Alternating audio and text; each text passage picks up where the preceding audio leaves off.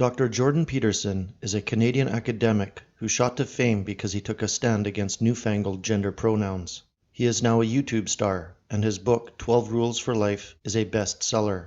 Like others recently profiled in a comically apprehensive article about the intellectual dark web in the New York Times, Dr. Peterson has made a name for himself simply by making common-sense observations of the kind that have become taboo.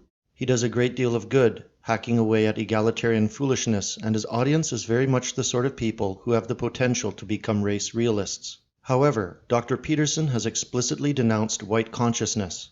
At a recent talk at Lafayette College, a member of the audience asked what he thought about taking pride in European ethnic identity. He replied in part, quote, "The West has got some things right. We got the sovereignty of the individual right."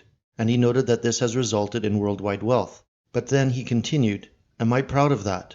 It's like I didn't do that. What the hell? Pride? What's that?"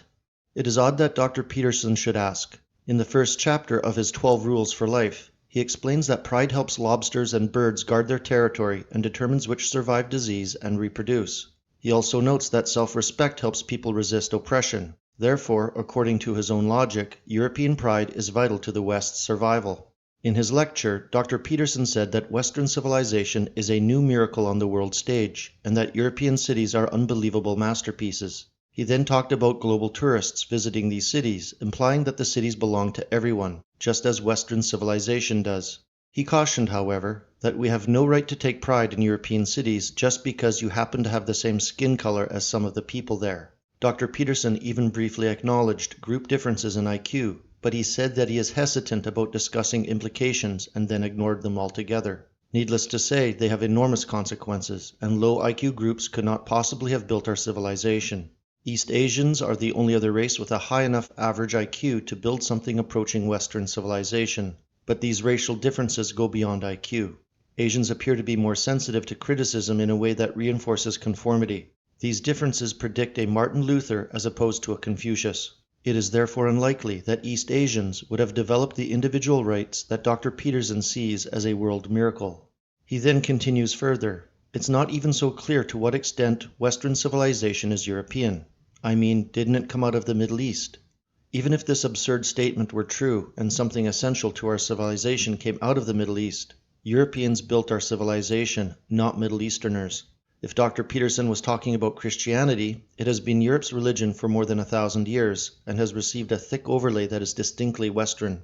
Moreover, as Dr. Peterson noted, Islam, a truly Middle Eastern religion, may not be compatible with Western civilization.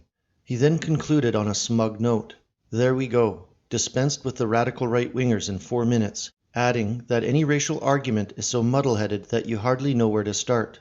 Instead, it is his own confusion about the nature of race, Middle Eastern and European culture, and his insistence that pride must be strictly individual that are muddled.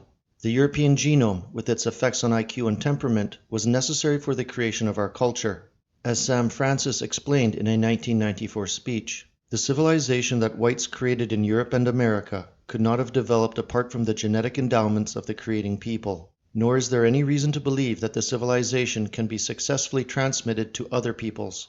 So, in a real sense, there is a we that creates things, and there is a difference between simply being proud to be white and being proud of the civilization whites created. Rather than take pride in Western civilization, Dr. Peterson says we have to get our act together and take responsibility for it. While in his book, he states that pride and caring for oneself are first steps towards improving oneself. But to discount pride in our race and heritage undermines any attempt we have to redeem the West, something that the good doctor conveniently omits.